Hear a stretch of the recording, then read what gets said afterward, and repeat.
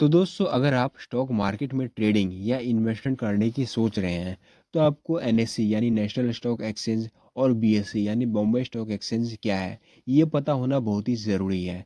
इसके अलावा अगर आपने कभी भी किसी भी ऐप के ज़रिए शेयर्स को बाय या सेल किया है तो आपने ये ज़रूर नोटिस किया होगा कि शेयर्स को बाय या सेल करते टाइम वहाँ आपको एनएससी और बीएससी देखने को मिलता है और आपको वहाँ किसी एक चीज़ को चूज़ करके अपने ऑर्डर को प्लेस करना पड़ता है। लेकिन इन चीज़ों से इतना फ़र्क नहीं पड़ता है क्योंकि जब भी हम शेयर्स को बाय या सेल करते हैं तो उस टाइम ब्रोकर के द्वारा ऑटोमेटिकली एनएससी या फिर बीएससी सिलेक्टेड रहता है और हमारे ऑर्डर को ऑटोमेटिकली किसी एक एक्सचेंज के ज़रिए ब्रोकर द्वारा एग्जीक्यूट करवा दिया जाता है। लेकिन आपको यह जानकर हैरानी होगी कि इंडियन स्टॉक मार्केट में एनएससी और बीएससी का बहुत ही इंपॉर्टेंट रोल है। और ऐसा क्यों? और साथ ही एनएससी बीएससी में क्या फ़र्क होता है? एनएससी बीएससी में कौन सा एक्सचेंज से ट्रेडिंग या इन्वेस्टमेंट के लिए बेस्ट है? इसको तो आज के इस वीडियो में हम लोग जानेंगे ही। लेकिन इसके अलावा हम लोग एनएससी और बीएससी से जुड़ी कुछ इंटरेस्टिंग बातें भी जानेंगे। तो दोस्तों एनएससी और बीएससी ये दोनों ही स्टॉक एक्सचेंज है और अगर आपको स्टॉक मार्केट से किसी भी शेयर्स को बाय या सेल करना है तो आपको इन दोनों में से किसी एक एक्सचेंज से ही शेयर्स को बाय या सेल करना पड़ेगा। और वहीं स्टॉक एक्सचेंज की बात करें तो स्टॉक एक्सचेंज का काम किसी भी शेयर्स की बाइंग या सेलिंग को कंप्लीट करवाना होता है। यानी कि स्टॉक एक्सचेंज किसी भी शेयर्स को सेल करवाते समय बायर्स के साथ मैच करवा के सेलिंग कंप्लीट करवाता है और शेयर्स को बाय करवाते समय सेलर्स के साथ मैच करवा के शेयर्स की बाइंग कंप्लीट करवाता है। और हमारे इंडिया में एनएससी और बीएससी दो सबसे बड़ी स्टॉक एक्सचेंज हैं। हालांकि एनएससी और बीएससी के अलावा भी कई सारे स्टॉक एक्सचेंज हैं पर उन सभी से एनएससी और बीएससी सबसे ज़्यादा फास्ट और बड़ी स्टॉक एक्सचेंज है। और इसके अलावा कोई भी कंपनी अपनी आईपीओ लाना चाहती है यानी कि स्टॉक मार्केट में अपनी कंपनी का शेयर निकालना चाहती है तो ऐसे में उस कंपनी को किसी भी स्टॉक एक्सचेंज में रजिस्टर होना पड़ेगा। चूँकि एनएससी और बीएससी इंडिया की सबसे बड़ी स्टॉक एक्सचेंज है इस वजह से लगभग सभी बड़ी बड़ी कंपनीज एनएससी और बीएससी में लिस्टेड हो जाती हैं। तो अब तक की दी गई जानकारी से आपको यह तो समझ में आ गया होगा कि एनएससी और बीएससी दो अलग अलग स्टॉक एक्सचेंज है और अगर आपको स्टॉक मार्केट में इन्वेस्ट करना है तो आपको इन दोनों एक्सचेंज में से किसी एक को चूज करना पड़ेगा। इसके अलावा आपके मन में यह सवाल भी आ रहा होगा कि अगर हमें शेयर मार्केट से किसी भी शेयर्स को खरीदना है तो क्या हमें एनएससी या बीएससी में जाना होगा? तो मैं आपको बता दूं ऐसा बिल्कुल भी नहीं है। आपको एनएससी और बीएससी में जाने की ज़रूरत नहीं है। एनएससी और बीएससी के साथ कई सारे स्टॉक ब्रोकर रजिस्टर्ड रहते हैं। आपको बस इन स्टॉक ब्रोकर के पास अपना डीमेट और ट्रेडिंग अकाउंट खुलवाना है। इसके बाद आप इन स्टॉक ब्रोकर के ऐप के ज़रिए आप अपना ऑर्डर प्लेस करवा कर स्टॉक मार्केट से शेयर्स की खरीद बिक्री शुरू कर सकते हैं। यानी कि आपको डायरेक्टली एनएससी या बीएससी में जाने की ज़रूरत नहीं है।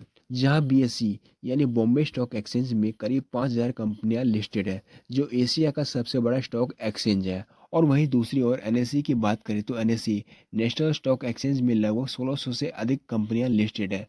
तो ये तो हुई एनएससी और बीएससी से जुड़ी बेसिक सी जानकारी। लेकिन इसके अलावा हम आपको एनएससी और बीएससी से जुड़ी कुछ और भी इम्पोर्टेंट और इंटरेस्टिंग बातें भी बताने वाले हैं।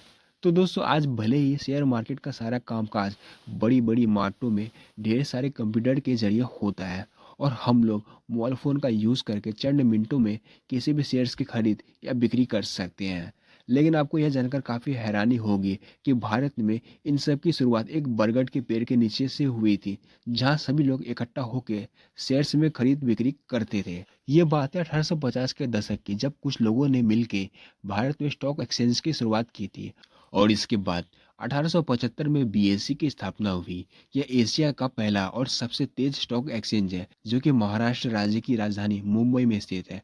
लेकिन आपको यह बात भी बता दूं कि एनएससी की शुरुआत से पहले बीएससी ऑफलाइन तरीके से शेयर्स की खरीद बिक्री करती थी जहां शेयर्स की खरीद बिक्री करने के लिए लोगों को बीएससी की बिल्डिंग में जाना पड़ता था। लेकिन इसके बाद एनएससी की स्थापना हो गई जो कि भारत में इलेक्ट्रॉनिक या स्क्रीन आधारित ट्रेडिंग लागू करने वाला पहला स्टॉक एक्सचेंज था जिसने 1994 में अपना परिचालन शुरू किया। इसका उद्देश्य निवेशकों के लिए शेयर मार्केट में निवेश करने की प्रक्रिया को और पारदर्शी करना था। जो भारत का सबसे बड़ा स्टॉक एक्सचेंज है तो वहीं पूरे विश्व के एक्सचेंज में इसका 11वां स्थान है जो बीएससी की तरह ही मुंबई में स्थित है। इसकी स्थापना भारत सरकार ने 25 करोड़ रुपए की लागत से किया था। तो ये तो हुई एनएससी और बीएससी के बारे में कुछ इंपॉर्टेंट बातें। लेकिन इसके अलावा अगर आप स्टॉक मार्केट में ट्रेडिंग या इन्वेस्टमेंट करने की सोच रहे हैं, लेकिन आप इस बात को लेकर कंफ्यूज है कि शेयर्स की खरीद बिक्री के लिए एनएससी बेहतर है या फिर बीएससी, तो मैं आपको बता दूं कि आप शेयर्स को एनएससी से खरीदें या बीएससी से खरीदें, इससे कुछ खास फर्क नहीं पड़ता है। आप किसी भी एक्सचेंज से जैसे एनएससी या बीएससी से आप शेयर्स की खरीद या बिक्री शुरू कर सकते हैं।